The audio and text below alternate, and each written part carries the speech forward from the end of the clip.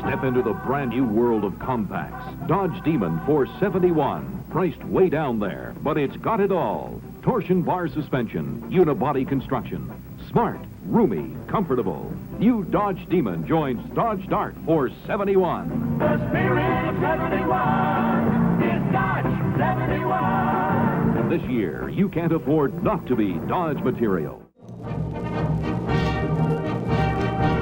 This episode is brought to you in part by the all-new Treo-Vision camera. Order yours today.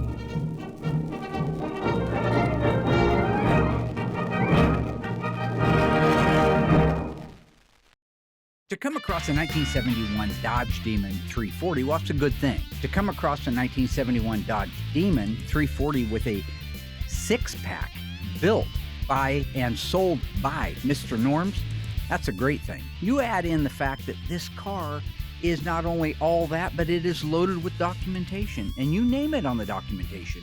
One of the most documented cars we've ever done. We have the original Monroney window sticker for it. We have the point of sale from Grant Spalding Dodge showing how much money they paid for it, how much money was put down. The entire deal is right there. We have the original key tag, the original keys, the code on it, the envelope that those keys came in. Literally, we have every single piece of literature and documentation that a person would have got when they went in and bought that car brand new. Somebody somewhere had the forethought to save all of that documentation and keep it preserved and in good shape so that one day it could go with the car. Well, here we are. It's one day. And that car, very likely, because of all this documentation and being a Mr. Norm's car, is a one of one ever made. This time on Graveyard Carz, Mark and Justin begin assembly on the ultra-rare and highly documented 1971 Mr. Norm's Dodge Demon. Then, the team shifts gears to focus on a Graveyard Dreams made-to-order 1969 Charger tribute car. But can the ghouls get these gorgeous Mopar icons on track and through the shop? Or will a miscommunication grind progress to a halt? Why wait 3 months after we put the drivetrain in it? Sir, has not been 3 months. That drivetrain's been in there for over 3 months. 3 months he takes to do that. This is what I deal with all day long. Look at it. Find out on this episode of Graveyard Carz.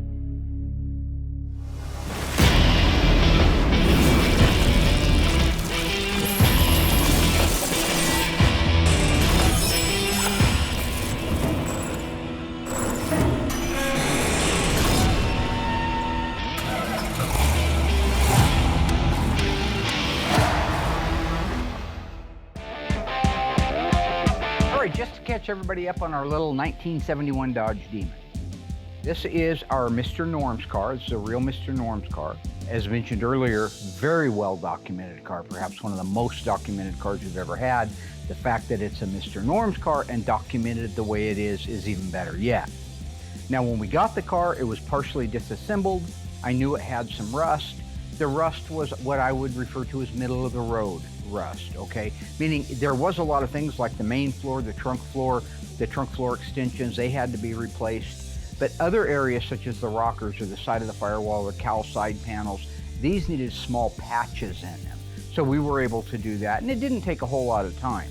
Once it got through the metal shop, we kicked it to Mud. Mud had it for very little time because it's a pretty small car. And then they kicked it over to Will, who did a beautiful job of painting it.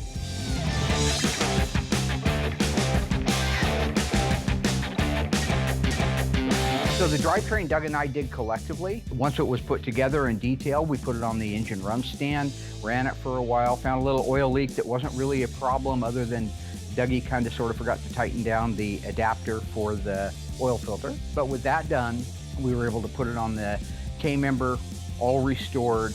Last time you guys saw the car, we had installed it in the car and were able to let the car down on the ground and have it as a complete roller.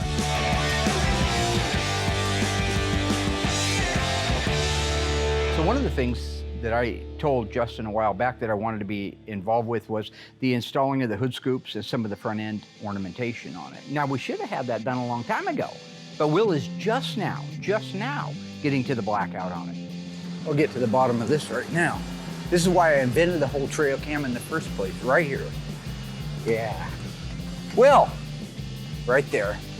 There he is. Question for you, sir. Will, why are you just Why are now... you with that stupid again? The tray cam thing is just absolutely insane. I hate every aspect of it. Why are you just now painting out the black on the Demon, Bubba? You don't want me to? No, I do want you to 3 months ago. What's it gonna take to get that done? Alyssa already broke one, and all of a sudden here comes another one. It takes good moments when you have like Wendell in his car, about ready to cry and all emotional. Then here comes Mark making it all about him with that piece of camera. Nobody likes it and it needs to just go away. Why are you painting orange if you're supposed to be painting black? Because I'm wrapping up the SEMA car. Oh, nice. I have a question for you. Yeah. What would it take for you to finish a car before you pull it out of the booth? What would it take for you to actually get a drive train in a car so I can put the stripes on it? We're trying to get ready for SEMA. I've got the orange paint going, and SEMA's always real time here at the shop, no joke. So it's like, you got to get stuff done. There is no time to screw around. Then he comes in with that dang camera, and it's just very frustrating. So about an hour out of my day I lose for silliness. How can you paint a car, physically paint a car, if it's not got the drivetrain on it? The painting aspect of these cars is very technical, and it's one of those things it's not like assembly that just, ooh, we gotta put a wheel on, big deal. What? This is technical. You need to be left alone. You need to be focused, and I don't get that luxury. It needs to have the drivetrain in it to put the stripes on it. Why? Because once you put the drivetrain in it, Josh will go over, do all his final adjustments because the car moves on a Wordley. And once he does his final adjustments, and then I put the stripes on, because I don't want to put the stripes on, have them adjust it, and have them not line up accurately. Now, that's a very good answer. I agree with the answer, but I have another question for you. Yeah. Why wait 3 months after we put the drivetrain in it? Sir, has not been 3 months. That drivetrain's been in there for over 3 months. 3 months he takes to do that. This is what I deal with all day long. Look at it. Mark's got me talking to, I don't know, a dozen or so clients that don't want to know where their car's at. And I'm like, then they're going to see the on TV, and they're like, no wonder why my car's not done.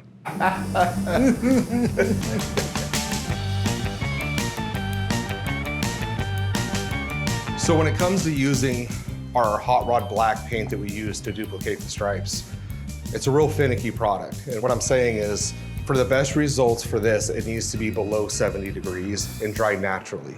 If you bake it or if it gets too hot, it dries uneven. In the great state of Oregon here, it's 90 degrees. And we're in this dilemma of, we need to get this car done so I can get it back over to assembly and get the car out of here. When you get with these temperatures in this product, what could happen is some spots will dry faster, some will dry slower, and it won't all dry evenly. So if I shoot it like 60 degrees, let it breathe, take its time, it all flows out perfect.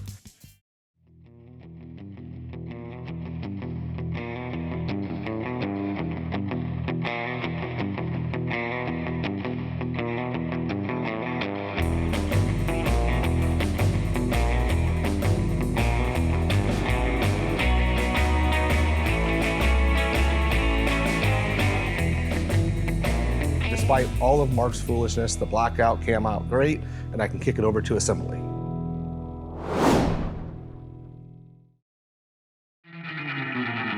Will finally got the Demon's Head done so we could get it all put together.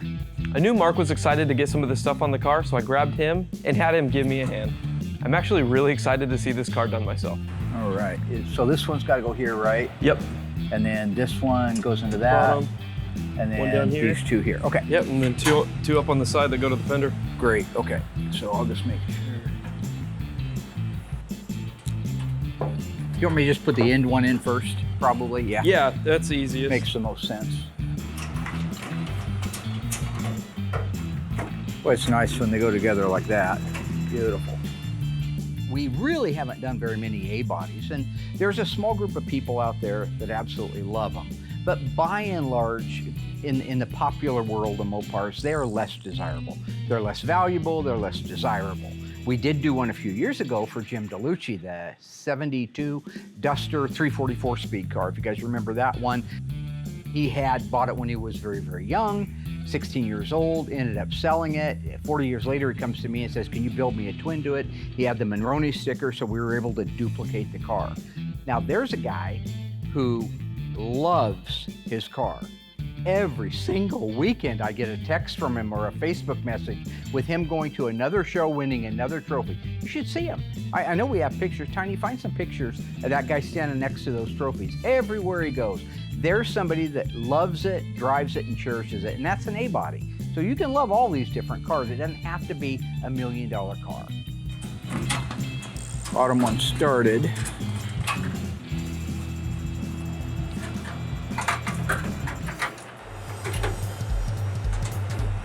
Okay, all started. There we go. Good. So look at how nice that just begins to finish off the front end of that car. It's amazing how beautiful everything is when it's new and fresh and restored the way it's supposed to be. Absolutely gorgeous. I love that. This was such a straight car when it first came in, wasn't it? It was a real straight non-wreck car. Okay. But it was pretty rusty. We did a lot of panels on it. Really? Gotcha. Yeah. Okay. I had forgot how many panels. I was looking back through pictures recently and I realized how many there were. So just real quick, I'll explain what I meant by a lot of rust. As I had mentioned earlier, it did have some rust issues. I don't want to give people the impression it was a rust bucket. It was not.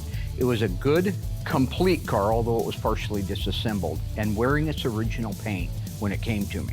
But after we got it back from dipping, that's when, of course, you find out all your sins. As I mentioned, we ended up doing the trunk floor and the trunk floor extensions. Really, the quarter panels, the front and behind wheel opening areas needed to be replaced down low, but the rest of the quarters are completely original. So in the world of replacing parts, that's not terrible.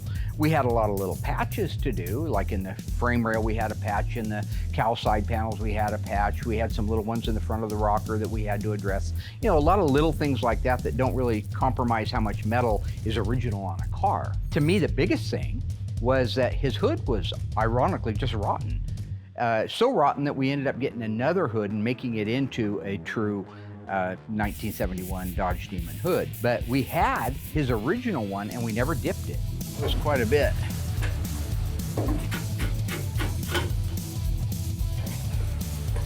This side, You got it? fitting the same way it did the other day. Which is good or bad? What bad? Gotcha. Okay, this thing was nice and sucked in when I first did this. That's nice.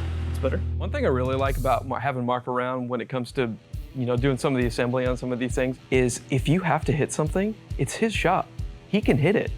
He owns this place. And it's out of my hands if something happens. Because if I hit it, breaks or cracks, that's on me. I know it sounds funny, but it's true.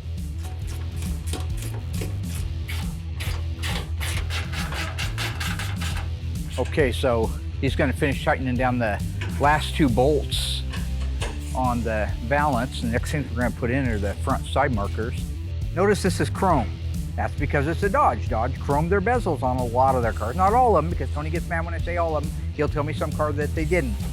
But on this car, the front end is a Dodge Dart, the back end is a Plymouth Duster. So on the Dodge Dart fenders, you got a chrome bezel. Isn't that pretty?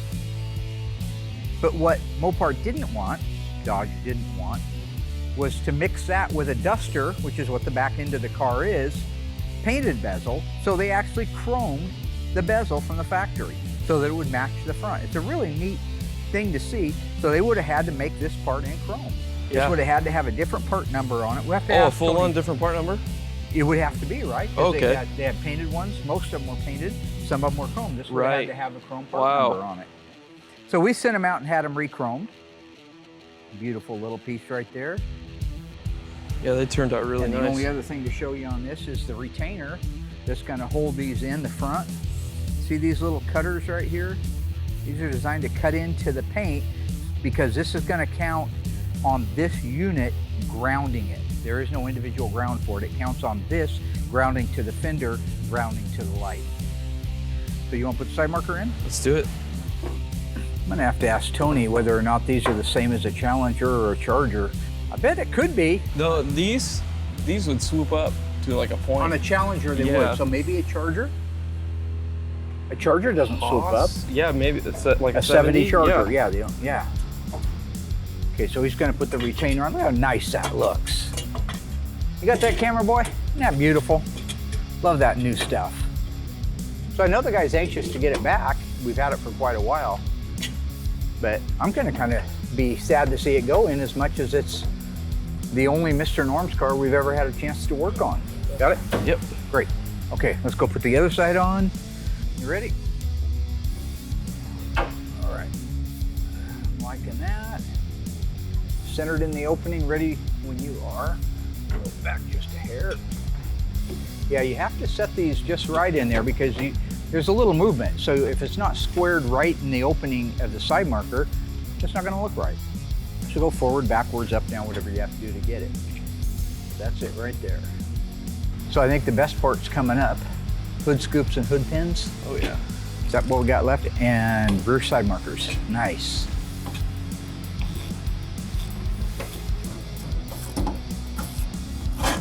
Okay, that looks great right there. Got it, beautiful. Now the fun part. We're gonna put on the hood scoops and hood pins next and rear side markers if we have time. So, remember the slaughtered lamb? Okay. American Werewolf in London. I call it a woof, like Teen Wolf. Remember Teen Wolf with Michael J. Fox? That was good. The sequel to it with Justin Bateman was not so good. Jason? Whatever. Jason Bateman, yeah. Now, I know not everybody gets to see every episode of Graveyard Carz, but something interesting, if you look while we're working on the hood, you see the holes in the hood. Tony D'Agostino was out, the Sandwich Man, and we went over a 71 Demon that's very similar to this and had an opportunity to talk about our hypothesis on what these holes were. The thing that's real interesting is it's not on the car, but you probably have one around here because it's the same air cleaner used on an e-body. The 70 and 71 340 air cleaner is a very unique air cleaner. With the oval opening? Right, it has 2 oval openings. It's weird, it's like they left the snorkels off, why not? Right. And my theory is that on the A-bodies, well 70 Dart specifically started, it's essentially same hood, because I believe that they were meant to have ducts that connect to the hood opening. Because they're not functional, but they're cut out. Right. They're right. wide open, and they had, I don't know where his are They at. call it diffusers. They were these rubber gaskets that went around. It's a grommet opening, grommet, right? Yes, Yeah, yeah. exactly. Yeah. So there were other muscle cars in that area that used almost 442s. right. I was going to say 442s did. Exactly what I was Because they gonna had the say. stuff from underneath the bumper. That It was came coming in off the beak. Yeah. They built these in Hamtramck. So yeah, anybody that worked at Hamtramck in 1970 and 71 that was involved with these, tell us why. It's all set up for cold air induction.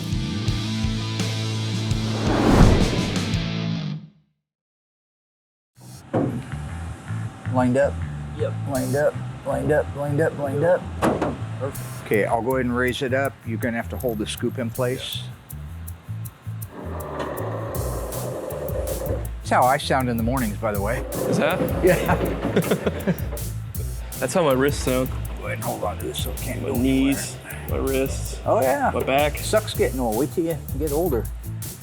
I'm in my 40s now, so. I said this before, it's really nice to work with guys like Mark and Tony because they really know their stuff. I never paid much attention to the holes in the hood until Mark told me about them and how it looks like they were supposed to be a cold air induction hood. That's a pretty cool fact. You wish, right? I do. I don't know what happened to the 40s. I don't know what happened to the 50s. I remember the 30s pretty good.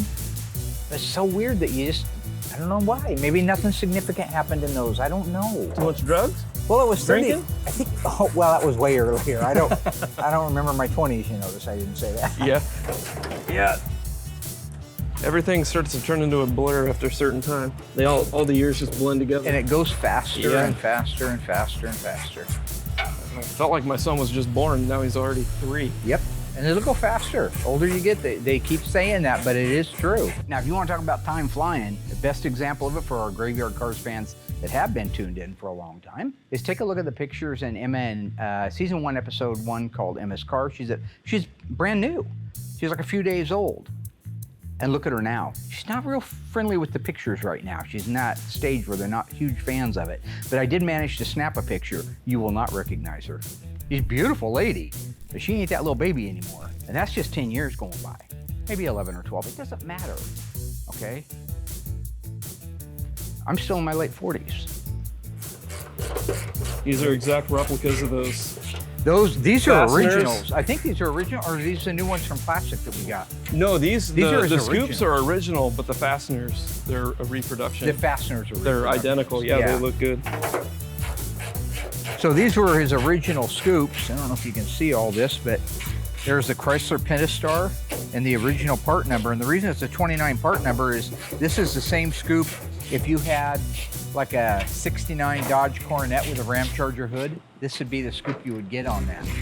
Or a 70 with a Ram Charger hood. But it's got the part number, it's got the Pentastar, and you can also tell, see that little shoulder on there? That keeps this thing from screwing in too far. And then these are the originals that we had re-chromed. So they came out really nice. They get a silver highlight here, and they get the chrome there. So they're really nice part. I'll just put my hand in there as a sacrifice if we need it. I'm lined up. Beautiful. Good? Perfect.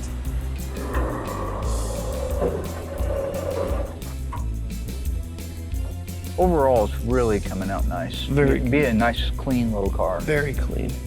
And it's just gone together so nicely. Yeah. I love that. Past few cars have gone together super nice. Yeah, well, Ledford was such a nice car when it showed up. It was just a dream. Gay was too. Yep. His 71 Runner. It was a really just a sweet car. Probably my two favorite ones. I agree completely with Mark on this. When I put a drivetrain together on a car like Mr. Gay's 71 Roadrunner or the blue Super B 446 pack, I can tell without seeing the car how nice it was to begin with. I know this car was a nice complete car too. But because it was from the Midwest, all the suspension parts were completely rusted and pitted. We had to use donor parts on the hard parts that don't get replaced. I know we had to find a date-coded 8 3/4 rear end housing because of the pitting that his had. All of the front suspension was just rotted and pitted, like the upper and lower control arms. Tie rod sleeves, drag link, even the K-member had hours of body work before it could get painted. But I was fortunate because we had the parts to use. Okay, while he's bolting that down, I'll show you this. So these are the hood pin bezels. Now, I just want to show this because we've actually never talked about this before. These are a cup shape.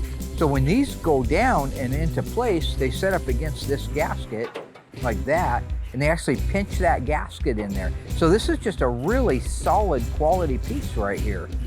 You finish it off with a nice, beautiful new screw like that, and you've got the right look. Set that down on there for you. Okay, knock yourself out. There you go. Wow, I love that chrome. Absolutely stunning. Oh yeah. Just finishes off the hood so nicely. I think the blackout on the hood really helps it out a lot too. Just imagine walking into a dealership and seeing that. Once we finished working on the car, my little contribution to it, I think he actually put the side markers in after I was finished. We let it down and rolled it out in the middle of the shop. I really wanted to get a look at that thing with the trim and the ornamentation, at least most of it on there. And when you stand back and look at that front end, it is clean, it's sleek, but boy is it muscly. When you look at those scoops on there with the blackout, it's not just clean and sleek, it's muscle. You look down the side of the car, very, very clean. Now we still have graphics to do. We have a side stripe and a back end stripe to do. But even just sitting there with the wheel opening moldings on it, the mirror, the outside handle, the chrome, the trim, it's beautiful. It's really verging on a bit of a rich look. Get around to the back end and those Demon taillights, very unique in the Demon, that is total class. That takes it from classy at the back end, muscly at the front end, and just rich as hell down the side. That's a really beautiful car, and I can't wait to see it done.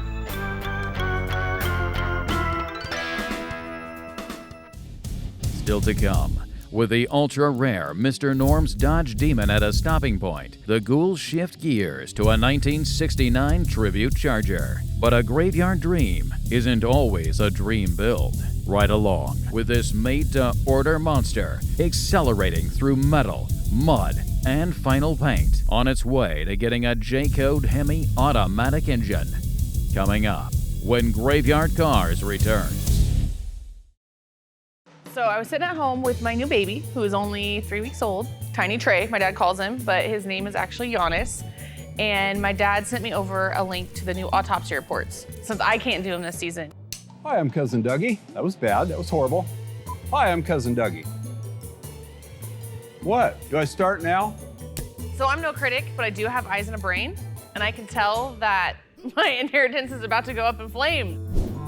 E63 represents a 384 barrel something. So I told my dad that he can stay home with Tiny T and I'll go in and do the autopsy reports, okay? You're welcome. This all-original 1970 Cuda came off the Hamtramck assembly line with a 426 Hemi and 4-speed manual transmission. It's still wearing its original EK2 vitamin C paint. It's one of 284 ever made, and it also happens to be the subject of this week's autopsy report.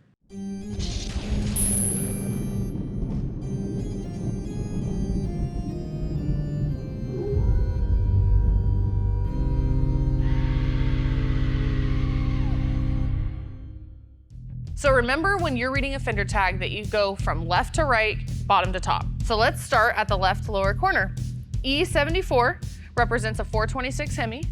D21, 4-speed manual transmission. BS23 means it's a Barracuda, special price class, and a 2-door hardtop. R0B. R means 426 Hemi. 0 means 1970, which represents the model year. And B represents the assembly plant, which is Hamtramck, Michigan. And just FYI, all Hemi Cudas were built in Hamtramck, Michigan. 199578 is the serial number. Okay, next row up, starting on the left. EK2, which is vitamin C orange. H6X9 is all vinyl, black bucket seats. 000, one-piece interior trim panel. B22 represents when the car was built, which is November 22nd, 1969. 001820 is the shipping order number. Going up a row on the left, EK2. This means the top of the car is painted vitamin C. A04, basic radio group. A33, track pack axle package. A62, rally instrument cluster. C55, bucket seats. G33, left-hand outside chrome racing mirror. Up to the next row, J45, hood pin tie downs. M21, drip rail moldings. M25, body sill moldings. M31, body belt moldings. M88, deck molding treatment. N41, dual exhaust. On the next row, we have N42, bright exhaust tips. N85, tachometer.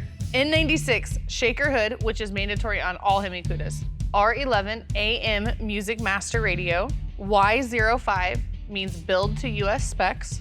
And then here at the top, we have 26. That means 26-inch radiator, which, by the way, is also mandatory on all Hemi Cudas. EN1, that means this is the end of this sales code and also the end of this week's autopsy report. Thanks, guys.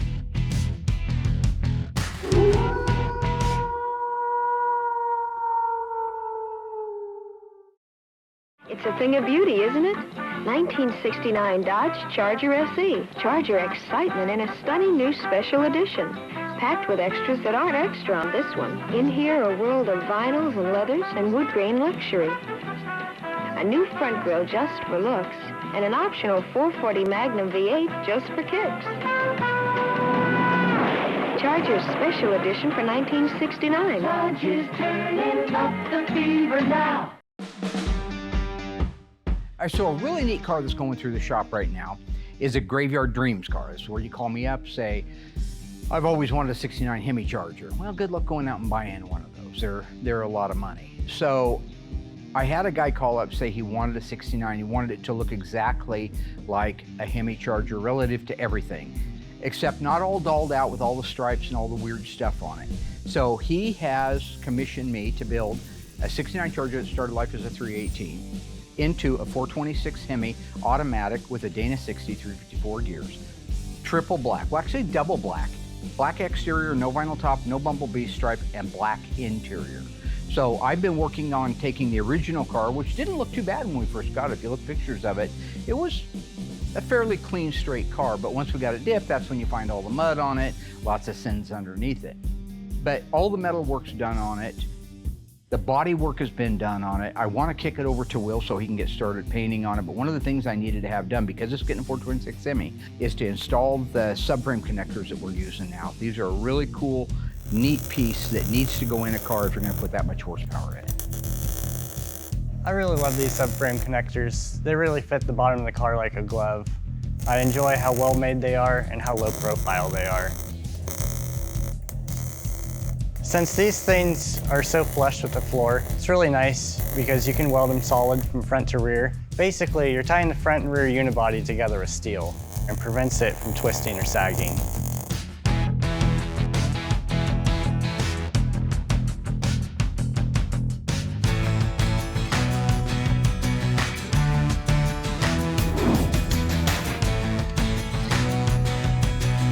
So we got this 69 Charger. It's a Hemi tribute car. It's going black. Gorgeous car. Because it is black, I'm able to get right on it and panel paint the whole thing, where with a metallic, I can't do that. So I can do this whole car in pieces.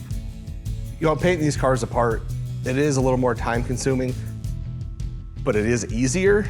But you gotta get the jam work done first, and then once all the jam work's done and it's fully cured, then we can flip it over and start the paint on the other side.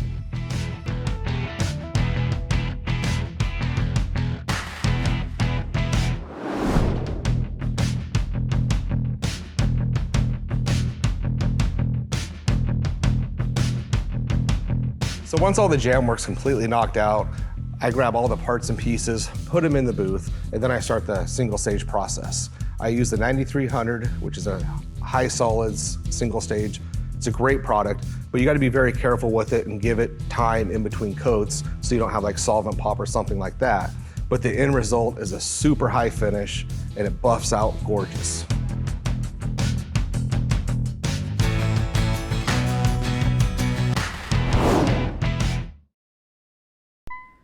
The standard engine in the 1969 Charger RT is the potent 440 cubic inch Magnum V8.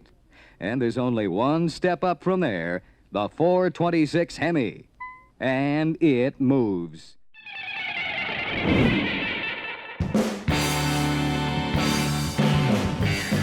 So when it came to doing the body of the car, I had Brody prep this car from start to finish. We're almost at that point where I can completely cut them loose. So I looked the car over. Brody did a great job getting all the prep work done. So now at this point, the car's gonna go in the booth. He's gonna mask it up. Hang on. What are you doing? Do that again. Do what again? Okay, so where are we at right now on the 69 Charger?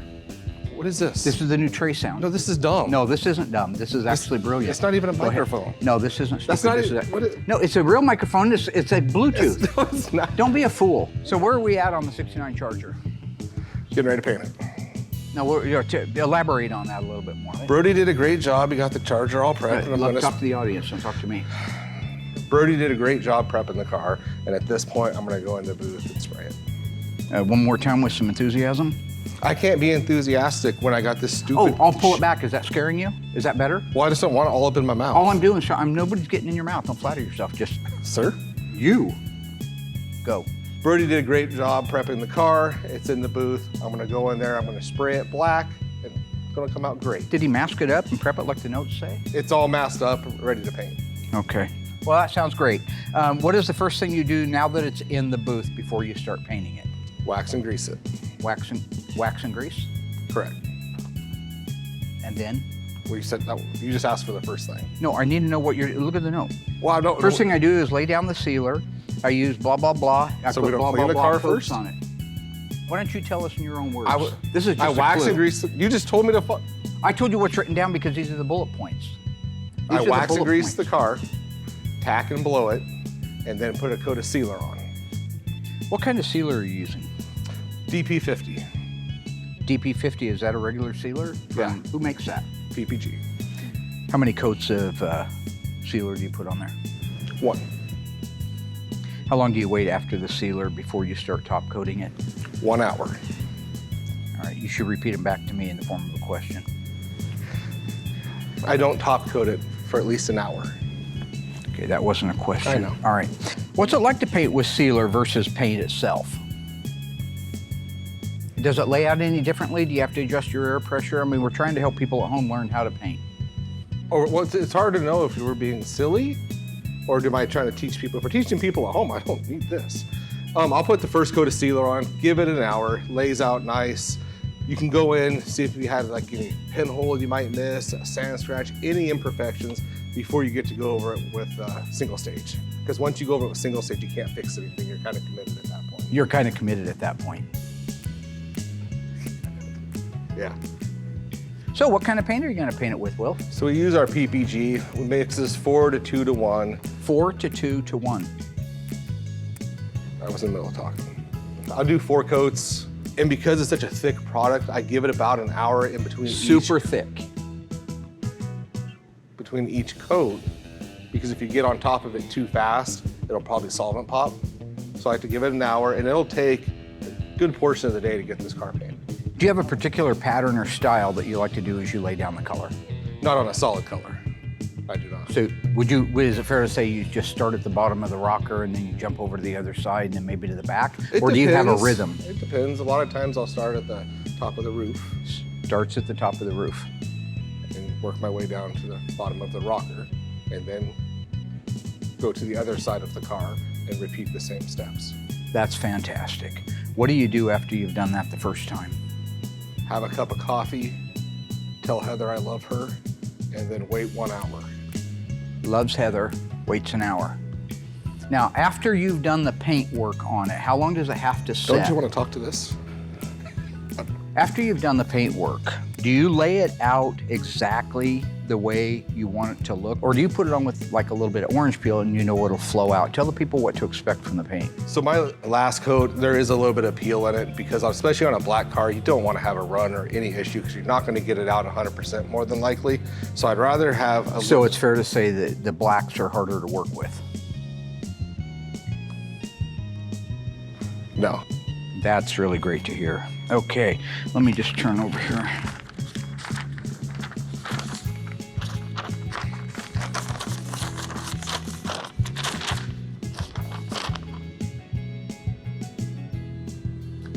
In your own words, I want you to say exactly. It's funny because when I was a kid, I remember people talking about how straight and perfect a body had to be to paint it black. At GYC, everything we do is perfect, so any car that we prep could be black. In your own words, but exactly like that. See what you did there?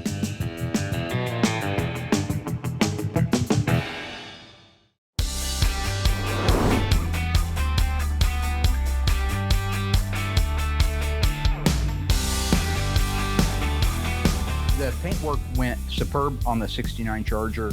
Will was involved with the final panel assembly over in the assembly shop. A lot of pieces to put on there, but when it's all done right and the wet sand's done right and the buffing's done and the undercoating's done, it really is just a matter of final assembly.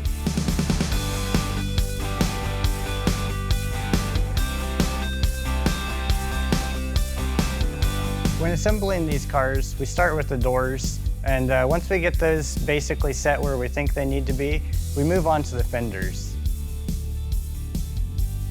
After the fenders are in place, next part's the hood.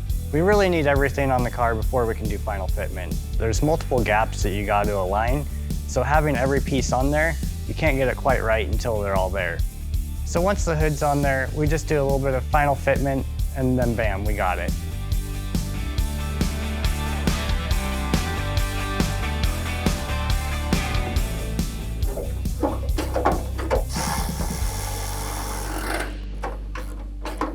Whew, there you go. God. Thank you, Will. It's stressful. Stay tuned. Now that the 1969 Tribute Charger has been reinforced with new subframe connectors and made its way through body, mud, and final paint, Mark and Cousin Dougie are finally ready to install the massive J-Code 426 hemispherical engine built to factory specifications. Coming up in the conclusion of Graveyard Cars. The engine and transmission we built for this car came out nice. We started with a Mopar Performance 426 Hemi block. We built it out to factory specifications because the gentleman wants this to be as close to an original Hemi J-Code car as possible. We built out a 727 Hemi torque flight to factory specs as well. The rear axle is a new Mosier Dana 60 axle with 354 gears. And the K-member and front suspension are all restored to OEM assembly line specifications.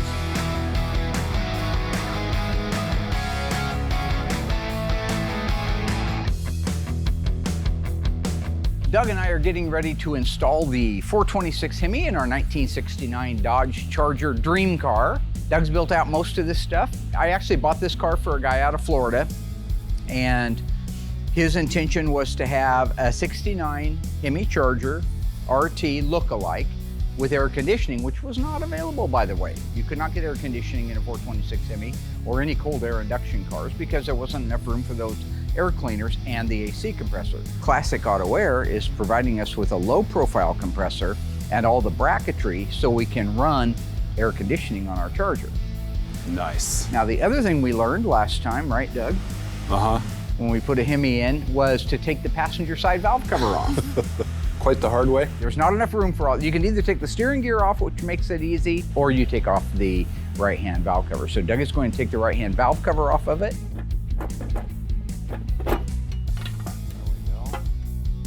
All right, isn't that pretty? Look at that. Ooh. Then we are going to raise it up into the car, install the cross member and the K-member bolts. We've already installed the rear end, and then we'll be able to let it down and put our Kragers on it and our tires and roll this mother around the shop.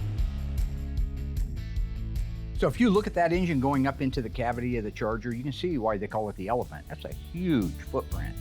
You can also see where if that passenger's valve cover was still in place, the way it protrudes out past the rockers would either scuff the valve cover, which we've done many times, like on the Seafoam Turquoise 1969 Roadrunner. We end up having to touch up the valve covers on that. The 1970 Dodge Charger RT ended up scuffing that. So we've learned if we take them off like we have here, we have that extra 1.5 inches or 2 of clearance. And while 1.5 inches doesn't seem like much, it is. And it makes a big difference in the end when you're stuffing an engine in something. Okay, so we got the engine and transmission in. We're gonna get everything buttoned up, put the upper control arms in place, torsion bars, and then we'll let it down and see if we can round up some wheels and tires for it. Good job, Dougie. Thank you, Mark. So the drivetrain in the car went in perfectly. It's beautiful. This car is really gonna be a neat one when it's finished. You look underneath it and you know, it's all 1969 Hemi Charger. That's what it looks like from the underside. We rolled it out into the middle of the shop. We actually had to pull it away from the assembly tech that we assigned it to. He was so anxious to start putting parts on it that I think he put handles and mirrors and glass in it before we could get our final shots of just the drivetrain. But when you stand back now and you look at that car, you can see that it's, if nothing else, it's very, very sleek. It looks tough, it looks sinister. The guy that had us build the car for him was a big fan of the Steve McQueen movie Bullet. You all know what that is. And he wanted to keep it plain. But when you put a car like that plain and you stand back and look at it with the Kragers, with the wheels, tires, and now it's got a little bit of chrome on it, that is just a sinister, wicked looking car. When you look at all that and put it together as a package with 426 Hemi, this will be one for the record books. This is a graveyard dreams car that should bring years of enjoyment to him, just like the little Duster did for Mr. DeLuigi. Dream Maker.